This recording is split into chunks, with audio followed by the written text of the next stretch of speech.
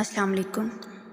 خوش رہنا انتخاب ہے، مستقل دکھی رہنا ناشکرا پن ہے۔ صحیح وقت پہ جو صبر کر لیتے ہیں وہ خوش رہ سکتے ہیں۔ مستقل مایوس، غمگین، پسماندہ رہنا کیا مسئلوں کا حل ہے؟ جب زندگی گزارنی ہے تو کیوں نہ خوشی سے جیا جائے۔ جب تک ہم درد کے ساتھی ہیں ہم خوش نہیں رہ سکتے۔ پھر کہتے ہیں رب نے کوئی خوشی نہیں دی۔ کیا سمجھ بھی نہیں دی ان مسئلوں کو حل کرنے کی جو آپ کے اور خوشی کے بیچ دیوار ہے؟ اگر تم ہمیشہ حال پر توجہ دو گے تو خوش رہو گے۔ تم دیکھو گے کہ صحرا میں بھی زندگی ہے، کیونکہ زندگی اس لمحے کا نام ہے جس میں تم اس وقت رہ رہے ہو۔ چیزوں کے آسان سے آسان تر بہتر ہونے کا انتظار نہ کریں۔ زندگی ہمیشہ پیچیدہ رہے گی۔